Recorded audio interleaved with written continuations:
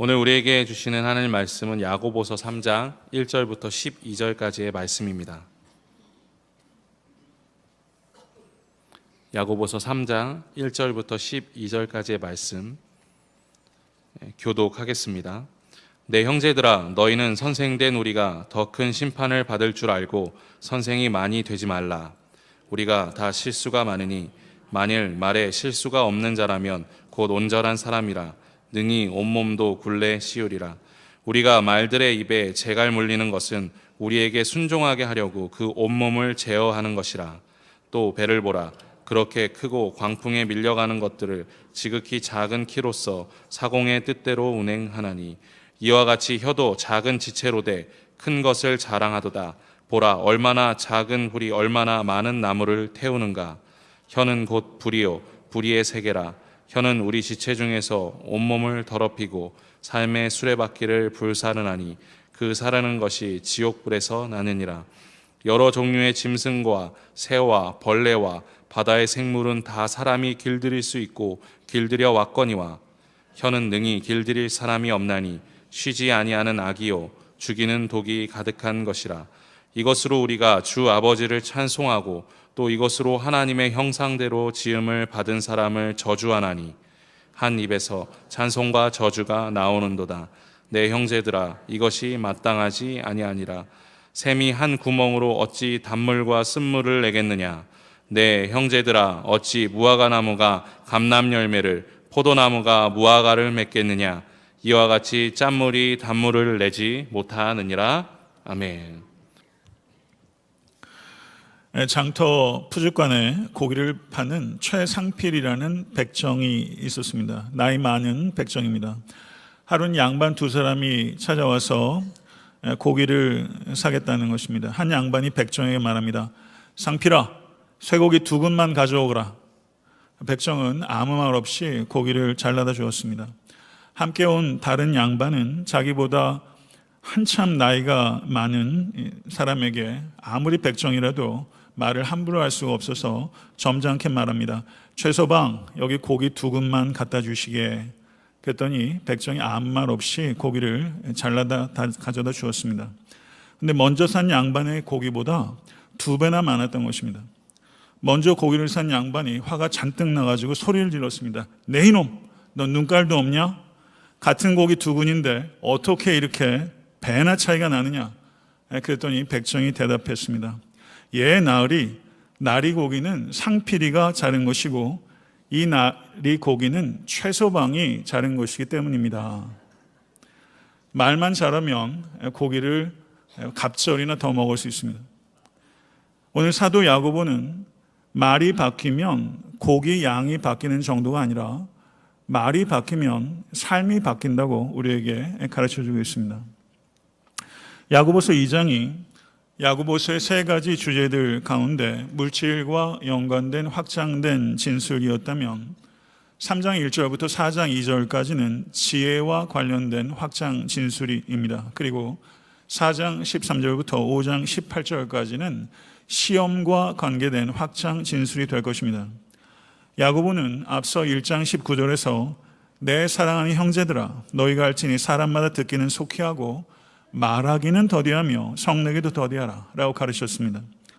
1장 26절에서는 누구든지 스스로 경건하다 생각하며 자기 혀를 재갈 물리지 아니하고 자기 마음을 속이면 이 사람의 경건은 헛것이니라 라고 말에 대해서 이미 2차례 가르친 바가 있습니다.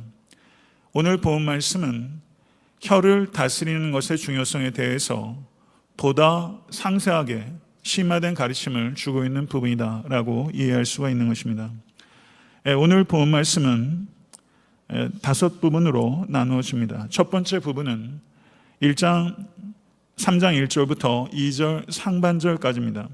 거기에서 혀의 위험성에 대해서 경고하고 있습니다. 사도 야고보는 내 형제들아, 너희는 선생된 우리가 더 큰 심판 받을 줄을 알고 많이 선생이 되지 말라. 우리가 다 실수가 많으니 라고 말하고 있습니다. 야고보서를 보게 되면 무려 50개가 넘는 명령형이 포함되어 있습니다. 그래서 야고보서는 성경의 어떤 권보다 훨씬 준엄한 어조를 띠고 있습니다. 그렇지만 야고보는 형제들아, 내 형제들아, 나의 사랑하는 형제들아 라고 부르면서 따뜻함을 잃지 않고 있습니다. 야고보서에 형제들아 라고 부르는 것이 8번 등장하는데 오늘 본문 3장 1절 12절에는 1절과 10절과 12절에 무려 3차례나 형제들아 라고 부르고 있는 것을 발견할 수 있습니다. 사도 야고보는 확고하게 그리고 가슴 깊숙한 곳에서 솟아나오는 온기를 가지고 따뜻하게, 확고하게 그리고 따뜻하게 권위와 사랑을 결합해서 권면하고 있는 것을 우리가 살펴보아야 할 것입니다. 사도 야고보가 선생이 되지 말라라고 권면하고 있는 이유는 선생이 불필요하기 때문이 아니라 선생이 위험하기 때문입니다. 선생이 위험한 이유는 사역의 주된 수단이 온 몸에서 가장 통제하기 어려운 혀를 통해서 이루어지기 때문입니다. 그렇기 때문에 사도 야고보는 선생은 더 높고 더 엄격한 기준에 따라 책임을 마지막 때에 지게 될 것이라는 것을 엄중하게 경고하고 있는 것입니다. 2절 상반절을 보시게 되면 우리가 다 실수가 많으니 라고 언급하고 있는 것을 볼 수 있습니다. 말은 혀로 죄를 짓는 것은, 이 말은 혀로 죄를 짓는 것은 선생들에게만 국한된 문제가 아니라 모든 사람들에게 해당되는 문제라는 것을 사도 야고보가 상기시키고 있는 것입니다. 선생은 말을 많이 하는 사람입니다. 존 울먼의 일기라는 책이 있습니다. 거기에서 이 존 울먼이라는 설교자가 이렇게 기록하고 있습니다. 나는 엄숙한 기분으로 모임에 참석했다. 그 모임에서 일어서서 말을 하게 되었다. 그러나 나는 하나님께서 원하시고 나에게 요청되는 것 이상의 말을 하였다.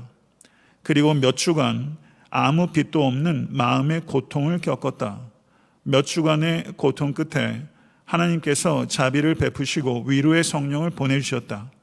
약 6주간이 지나서 어느 모임에서 말을 할 기회가 생겼다.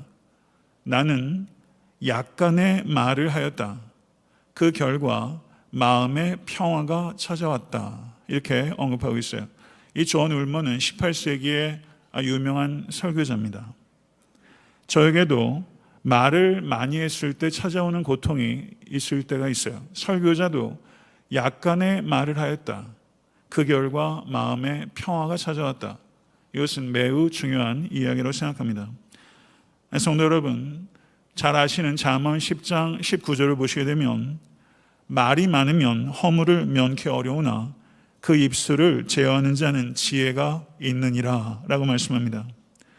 말을 많이 하게 되면 부득불하게 불분명하고 불필요한 말을 발생하는 것을 막을 수가 없습니다. 그렇게 되면 실천 불가능한 말들이 쌓이게 되고 결국엔 사람들로부터 불신을 당하게 될 것입니다. 성도 여러분, 명확한 말을 하시고 그 말에 대해서는 반드시 실행에 옮길 수 있도록 힘을 다하시는 모든 권속되실 수 있게 되기를 간절히 바랍니다. 말을 많이 할 때 소통이 잘 된다고 생각하는 것은 착각입니다. 말이 해픈 사람 안에는 말이 여물 시간이 없습니다. 말을 많이 하는 사람보다는 말을 아끼는 사람에게 더 신뢰가 가는 법입니다. 말을 안 해서 후회한 적보다는 말을 해서 후회한 적이 훨씬 많았다는 것을 잊지 마십시오. 자기의 의견을 표현하고 관철시키려는 과도한 욕구가 있을 때 많은 말을 하게 됩니다. 상대방이 여러분에게 의견을 요청했을 때 한해서 겸손하게 그리고 간결하게 의견을 제시하는 훈련을 하실 수 있게 되기를 바랍니다. 요청받지도 않았을 때 의견을 장황하게 늘어놓고 끼어들게 되면 다른 사람들로부터 사랑받을 수가 없습니다. 영향력이 커질수록, 나이가 들어갈수록, 교회가 커질수록, 직분이 커질수록 내 생각에 라고 말을 하기 시작하기 전에 정말 그 말을 해야 될 필요가 있는지에 대해서 깊이 생각하시는 여러분과 제가 될 수 있기를 간절히 바랍니다. 강한 자가 말을 많이 그리고 먼저 하게 되면 약한 자가 말을 꺼내놓기는 매우 힘든 것입니다. 모든 일에 내 의견을 피력하려고 하는 것, 이것은 매우 심각한 질병입니다. 이 질병에서 자유하시는 우리 모두가 될 수 있게 되기를 간절히 바랍니다. 토마스 아켄피스의 책 중에서 잘 아시는 그리스도를 본받아라는 책이 있습니다. 그 책에 보면 이런 말이 있습니다. 전적으로 말을 하지 않는 것이 적절하게 말을 하는 것보다 훨씬 더 쉽다. 이렇게 말했어요. 전적으로 말을 하지 않는 것이 적절하게 말을 하는 것보다 훨씬 쉽다. 전도서 3장 7절을 보게 되면 잠잠할 때가 있고 말할 때가 있으며 라고 말씀합니다. 말해야 할 필요가 있는 말을 말해야 할 때에 하시는 성도 되실 수 있게 되기를 간절히 소원합니다. 두 번째 부분은 2절 중반절에서 5절 상반절입니다. 여기에는 작은 혀가 죄어가 안 됐을 때 큰 유익에, 죄어가 되었을 때 큰 유익에 대해서 말씀합니다. 2절 중반절 이하를 읽겠습니다. 만일 말에 실수가 없는 자라면 곧 온전한 사람이라 능히 온몸도 굴레 씌우리라. 성도 여러분, 말에 실수가 없는 사람 있을 수 없습니다. 살면서 여러분과 제가 가장 많이 하는 실수는 말 실수입니다. 말에 실수가 없는 분은 오직 우리 주 예수 그리스도 한 분 외에는 없습니다. 예수 그리스도께서는 혀를 다스린 온전하고 유일한 모범이십니다. 예수님께서는 무엇을 말해야 하는지, 어떻게 말해야 하는지, 그리고 언제 말해야 하는지 이 세 가지에 있어서 가장 완전한 모범이셨습니다. 요한복음 12장 49절을 보게 되면 내가 내 자의로 말한 것이 아니요 나를 보내신 아버지께서 나의 말할 것과 이를 것을 친히 명령하여 주셨으니 라고 말씀합니다. 예수님의 말은 그 말의 내용과 그 말의 전달과 그 말의 때에 있어서 철저하게 하나님께 순종한 결과라는 것을 기억하실 수 있게 되길 간절히 바랍니다. 사랑하는 성도 여러분, 여러분과 저에게도 말에 있어서 하나님께 대한 순종을 반영하겠다는 의식이 확고하게 있어야 합니다. 말의 변화는 성숙한 성도의 증거이면서 동시에 더욱 성숙한 성도가 되는 길이기도 합니다. 3절에서 5절 상반절의 말씀을 같이 한번 읽어보도록 하겠습니다. 우리가 말들의 입에 재갈 물리는 것은 우리에게 순종하게 하려고 그 온몸을 제어하는 것이라. 또 배를 보라. 그렇게 크고 광풍에 밀려가는 것들을 지극히 작은 키로서 사공의 뜻대로 운행하느니 이와 같이 혀도 작은 지체로 돼 큰 것을 자랑하도다. 이렇게 말씀합니다. 성도 여러분, 말은 하나님께서 인간에게 주신 최고의 은사 가운데 하나입니다. 사탄은 하나님께서 주신 이 최고의 은사를 어떻게 해서든지 훼손하려고 혈안이 되어 있습니다. 하나님의 말에 창조의 능력이 있는 것을 믿으십니까? 하나님께서 인간을 하나님의 형상대로 창조하셨습니다. 그렇기 때문에 타락한 후에도 인간의 말에는 하나님의 창조의 능력의 흔적이 남아있다는 것을 우리는 기억해야 하는 것입니다.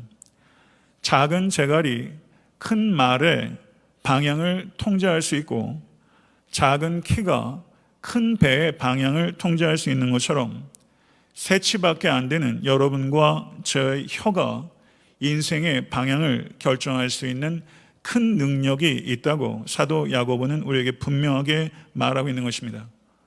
모쪼록 사랑하는 성도 여러분, 말의 위력을 과소평가하지 마십시오. 잠언 18장 21절을 보게 되면 죽고 사는 것이 혀의 권세에 달려있다라고 말씀하고 있습니다. 여러분의 말 때문에 사는 사람도 있고 여러분의 말 때문에 죽는 사람도 있는 것입니다. 하루를 시작할 때 다른 사람에게 유익이 되는 말과 하나님께 영광이 되는 말만을 하겠다고 다짐하시고 결단하시고 실천하실 수 있게 되길 간절히 바랍니다. 그리고 하루를 마감할 때 그 하루 동안 했던 말들을 되돌아보십시오. 아마 얼마 지나지 않아서 그 말의 위력이 얼마나 대단한가 하는 것을 금방 깨달으실 수 있게 될 것입니다. 오늘 본문의 세 번째 부분은 5절 중반절에서 6절까지입니다. 작은 혀가 제어되지 않았을 때 엄청난 해악에 대해서 가르치고 있습니다. 그 부분을 읽어보도록 하겠습니다. 보라, 얼마나 작은 불이 얼마나 많은 나무를 태우는가. 혀는 곧 불이요 불의의 세계라. 혀는 우리 지체 중에서 온몸을 더럽히고 삶의 수레바퀴를 불사르나니 이 사르는 것이 지옥불에서 나느니라. 성도 여러분, 제어되지 않는 혀가 마치 숲에 붙은 불과 같이 삽시간에 우리의 삶에 파국을 가져온다는 이야기입니다. 혀가 불의의 세계다라고 언급하고 있습니다. 이 뜻은 혀가 모든 불의의 세계를 내포하고 있다는 뜻입니다. 입술을 통해서 죄가 들어오고 죄가 나가는 것입니다. 죄의 가장 주된 통로가 혀입니다. 혀가 마귀가 가장 먼저 사용하는 무기라는 것을 잊지 않으시는 여러분과 제가 될 수 있게 간절히 바랍니다. 사도 야고보는 혀가 온 몸을 더럽힌다고 이야기를 했습니다. 혀로 짓는 죄는 사람 전체의 영적 오염을 확산시켜서 경건한 삶을 송두리째 무너뜨립니다. 삶의 수레바퀴를 불살린다고 이야기하는 것은 혀가 제어가 되지 않으면 삶의 전 존재와 전 생애가 파국을 맞게 될 것이다 라는 것입니다. 이것은 결코 과장이 아닙니다. 이러한 혀에 가공할 만한 파괴력은 어디에서 나오는가? 지옥에서 나온다고 했습니다. 지옥에 있는 사탄에서부터 이 가공한 파괴력이 나오게 되는 것이다. 이것을 유념하시는 여러분과 제가 될 수 있게 간절히 바랍니다. 잠언 16장 27절에서 28절의 말씀을 읽겠습니다. 불량한 자는 악을 꾀하나니 그 입술에는 맹렬한 불 같은 것이 있느니라. 패역한 자는 다툼을 일으키고 말장이는 친한 벗을 이간하느니라 라고 말했습니다. 성도 여러분, 다른 사람 뒷담화 안 하는 사람은 없습니다. 그런데 이 뒷담화하는 것이 가장 큰 불을 일으킨다는 것을 유념하실 수 간절히 바랍니다. 애타한테 섬기는 교회는 공동체라는 숲입니다. 하나의 숲입니다. 사랑하는 성도 여러분, 하나님께서 여러분과 저의 말을 통해서 누군가를 격려하기 원하시는 줄 믿습니다. 그런데 사탄은 우리의 말을 통해서 누군가를 낙심시키기를 원합니다.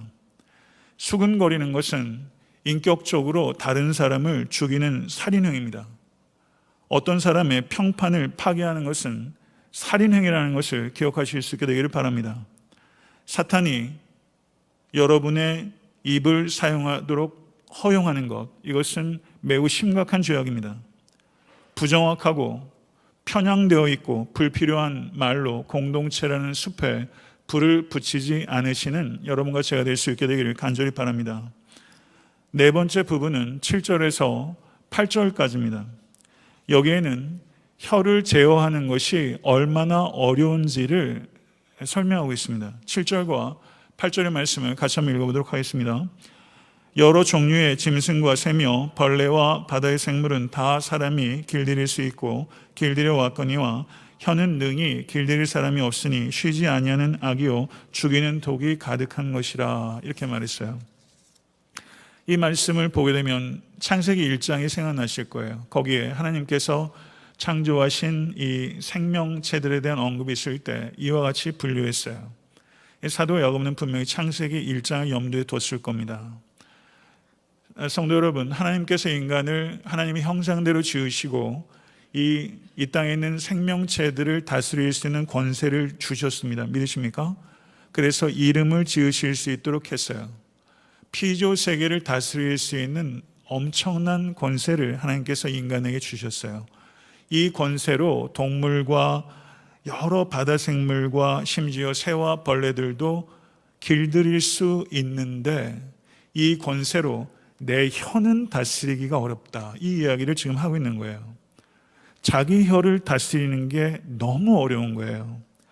야고보 사도가 뭐라고 말합니까? 이 혀를 쉬지 아니하는 악이요 죽이는 독이라고 말했어요. 쉬지 아니하는 이라고 번역되고 있는 성경 원어는 언제나 돌발하기 쉬운 그런 뜻입니다.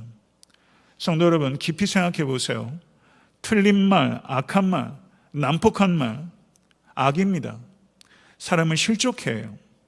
그런데 우리가 간과해서는 안 되는 것은 맞는 말, 옳은 말, 바른 말을 하면서 사람들을 더 크게 실족시킬 수 있다는 것을 우리는 생각해야 합니다. 듣다 보면 다 맞는 말인데, 듣다 보면 상대방이 할 만한 이야기를 하는 것인데, 듣는데 어느 순간 화가 나고 싸움이 되고 아무런 덕이 안 되는 경우들을 우리는 사실은 굉장히 빈번하게 경험해요. 바르다고 옳다고 맞다고 그 말에 생명이 있다는 것은 결코 아닙니다. 사랑하는 성도 여러분, 은혜가 없는 옳은 말, 바른 말, 맞는 말, 무섭고 잔인한 말이 되기 쉽다는 것을 잊지 않으시는 여러분과 제가 될 수 간절히 바랍니다. 검이 주는 상처 깊습니다. 그런데 검이 주는 상처보다 말이 주는 상처가 더 깊습니다. 입술에 30초가 가슴에 30년 간다라는 말이 있어요. 여러분 그렇지 않습니까? 시어머니가 하신 말도 아직도 가슴에 상처를 가지고 계신 며느리도 있지 않으세요? 입술에 30초가 가슴에 30년 가요. 여러분에겐 뒤끝이 없어도 듣는 사람에겐 뒤끝이 있습니다. 성도 여러분, 말 잘해야 합니다. 그러나 말 잘하는 것도 중요하고 바르게 말하는 것도 중요하고 말 옳게 하는 것도 중요해요. 그런데 가장 중요한 것은 말을 은혜롭게 하는 게 가장 중요한 것입니다. 골로새서 4장 6절을 보게 되면 너희 말을 항상 은혜 가운데서 소금으로 맛을 냄과 같이 하라 이렇게 표현했어요. 이 얼마나 맛깔나는 표현이에요. 여러분 말에는 두 가지가 있어야 돼요. 말에는 맛도 있고 멋도 있어야 됩니다. 이 두 가지가 있어야 돼요. 말이 곧 그 사람이에요. 성도 여러분, 모쪼록 올 한 해 그리고 남은 평생 살아가면서 은혜로 말의 맛을 내는 것이 여러분과 저의 목표가 되면 참 좋겠고, 그리고 그와 같은 일에 열매를 거두시면 얼마나 행복하겠어요. 여기에서 길들이다라고 번역되고 있는 단어가 성경 언어로 보게 되면 담아줘라는 단어입니다. 담아줘. 근데 이 담아줘라는 단어가 신약 성경에 딱 2번밖에 안 나와요. 오늘 본문에 한 번 나오고 마가복음 5장 4절에 이 단어가 나옵니다. 마가복음 5장 4절을 제가 읽겠습니다. 이는 여러 번 고랑과 쇠사슬을 메었어도 쇠사슬을 끊고 고랑을 깨뜨렸음이로라. 그리하여 아무도 그를 제어할 힘이 없는지라. 이렇게 말하고 있어요. 마가복음 5장이 무슨 얘기입니까? 걸어서 군대 귀신 들린 사람 이야기예요. 걸어서 군대 귀신 들린 사람을 제어할 수 없다, 길들일 수 없다 그랬어요. 성경에 이렇게 딱 2번 담아주가 등장해요. 그러니까 걸어서 군대 귀신 들린 사람을 마을 사람이 제어할 수 없었던 것처럼 내 혀를 내 힘으로 제어할 수 없다는 거예요. 그런데 야고보는 이 혀를 제어하라는 거예요. 혀를 제어하라. 그런데 혀를 온전히 제어할 수 없다. 이 이야기예요. 그러니까 야고보는 역설적인 가르침을 주는 거예요. 혀를 제어하라. 그러나 온전히 제어할 수는 없을 것이다. 이 긴장 관계 속에서 여러분과 저는 이 땅에서 살아가게 될 것입니다. 성도 여러분, 어떤 사람도 이 세상을 살면서 이 막강한 혀를 온전히 제어할 수 없습니다. 오직 우리 주 예수 그리스도만이 온전하게 제어하셨어요. 혀를 온전하게 제어하는 경험은 오는 세상에서 경험하게 될 줄로 믿습니다. 그러나 하나님께서는 이 땅을 살면서 이 혀를 온전하게 제어할 수는 없지만, 그런 가능성은 없지만 온전하게 제어하는 것을 목표로 삼기를 원하시고, 온전하게 이 혀를 제어하는 것을 목표로 삼을 때 여러분과 저는 이 혀를 탁월하게 제어할 수 있습니다. 이걸 명확하게 이해하셔야 돼요.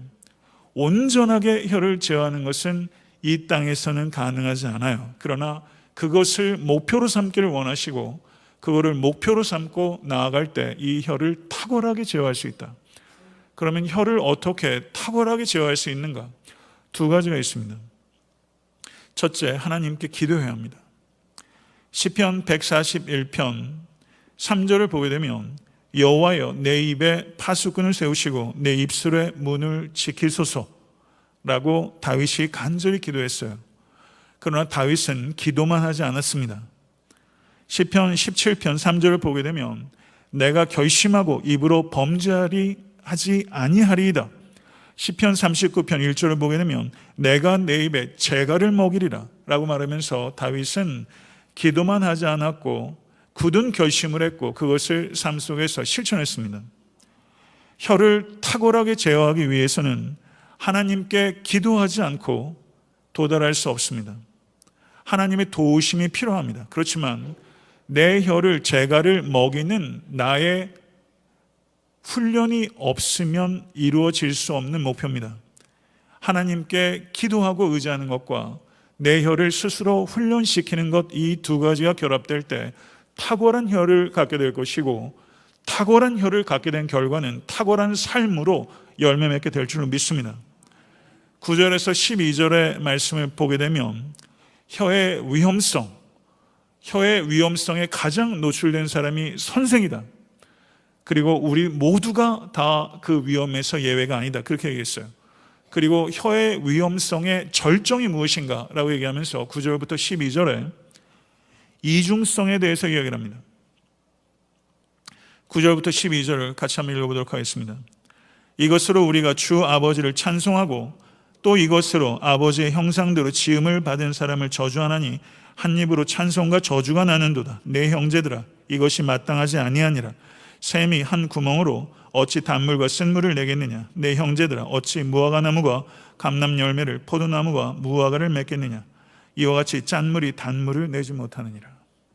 이렇게 말씀했어요. 야고보서 2장의 내용을 한번 보십시오. 부자와 가난한 자가 교회에 들어왔을 때 그들을 차별하는 것은 거짓 믿음이다. 그랬죠. 이 소유의 정도에 따라 이중적인 태도를 가질 수 있다는 것을 비판한 거예요.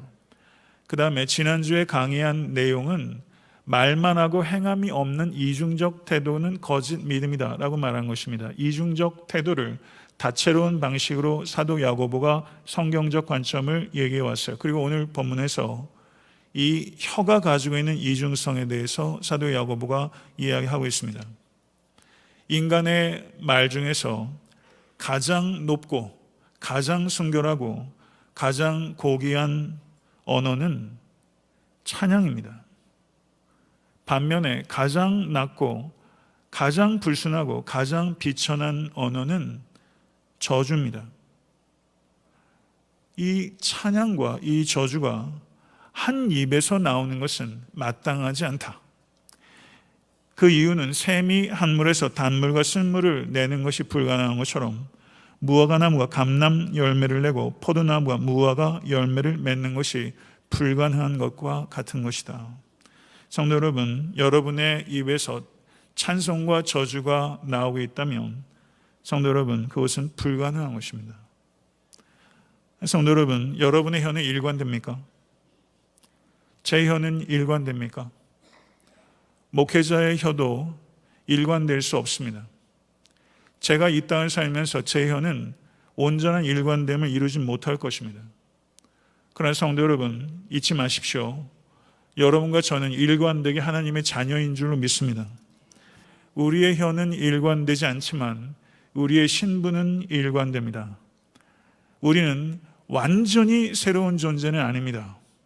성도 여러분, 잘 이해하십시오.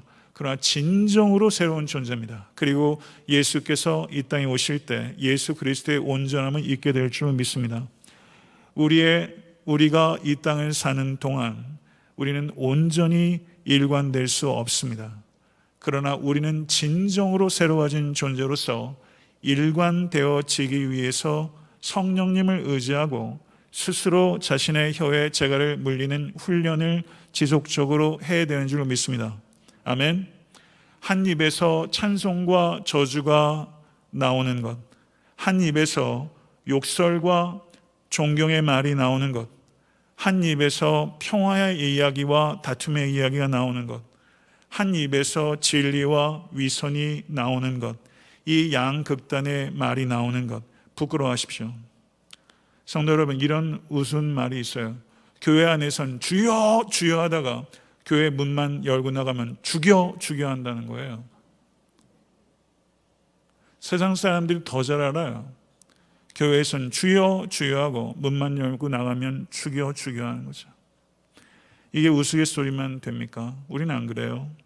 성도 여러분, 모쪼록 혀로 하나님을 찬미하시고 하나님의 형상대로 지음받은 사람들을 축복하실 수 있게 간절히 축원합니다. 말씀을 맺겠습니다. 삶이 변화되기 원하십니까? 그러면 그 첩경, 그리고 첫 번째 현관이 뭔지 아세요? 말이에요. 자, 한번 따라 하십시오. 말이 바뀌면 삶이 바뀐다. 말을 바꾸면 세상을 바꿀 수 있다. 말이 바뀌면 삶이 바뀌고 말을 바꾸면 세상을 바꿀 수 있습니다. 언어 테러리스트가 되지 말고 언어 축복자가 되십시오. 어떤 책에 앞에 그 카피에 이런 말이 있더라고요. 언어 테러리스트가 되지 말고 언어 축복자가 되자. 그래도 지금 한 해 처음인 1월달 그 새해의 현관에 있잖아요. 여러분과 제가 다짐해야 될 가장 중요한 결심 가운데 하나가 바로 이거예요. 올 한해 하나님 언어 테러리스트가 되지 말고 언어 축복자가 되게 하여 주시옵소서. 여러분과 저의 필생의 목표 가운데 하나는 주여 슬기로운 언어의 주인이 되게 하여 주시옵소서 하는 거예요. 슬기로운 언어의 주인이 되게 하여 주시옵소서. 여러분의 자녀손들에게 이거를 가르쳐 주셔야 돼요. 아이들의 말에 말과 맛과 멋이 있어야 돼요. 아이들의 말에 사상이 담겨야 돼요. 사람 뒷공론이나 하는 입을 갖는 것이 아니라 우리 아이들의 말에 사상이 담기고 거기에 신앙이 담기고 하는 위대하고 슬기로운 언어의 주인공이 될 수 있도록 우리 자녀들을 가리키는 것, 저는 이것이 교육의 핵심이라고 생각합니다. 성도 여러분, 모쪼록 올 한 해 이 목표를 가지고 탁월한 언어의 주인이 지속적으로 되어가시는 여러분과 제가 될 수 있게 되기를 우리 주 예수 그리스도로 간절히 축원합니다. 기도하겠습니다. 거룩하신 하나님 아버지, 우리 주 예수 그리스도를 이 땅에 보내주셔서 성육신하신 말씀으로 하나님을 본바 그리고 만진 바 될 수 있도록 은총 허락하시니 감사합니다. 예수께서 가장 온전한 언어의 모범으로 아버지 이 땅에서 행하셨음을 감사합니다. 그리스도를 본받기 원합니다. 우리는 온전함을 이룰 수 없지만 온전함을 목표로 삼게 하여 주시옵시고 내 힘으로 할 수 없는 것을 깨달아 성령을 의지하고 그렇지만 나의 힘이 필요하다는 것을 잊지 않도록 역사해 주시사 내 입에 재갈을 물릴 수 있도록 도와주시고 불분명하고 불필요한 말들로 여러 가지 혼란들을 만들어내지 않고 다른 사람 뒷공론으로 공동체에 불을 붙이지 아니하며 슬기로운 언어의 주인이 돼서 언어로 축복하는 자들이 될 수 있도록 인도해 주시사 작은 것으로 큰 일을 하는 것처럼 우리의 작은 혀가 우리의 인생의 방향을 결정하고 세상을 바꾸는 동력이 될 줄로 믿사오니 올 한 해 아버지 하나님 남은 평생에 우리가 탁월한 언어의 주인공들이 될 수 있도록 역사하여 주시옵소서. 우리 주 예수 그리스도 이름으로 간절히 기도드렸사옵나이다. 아멘.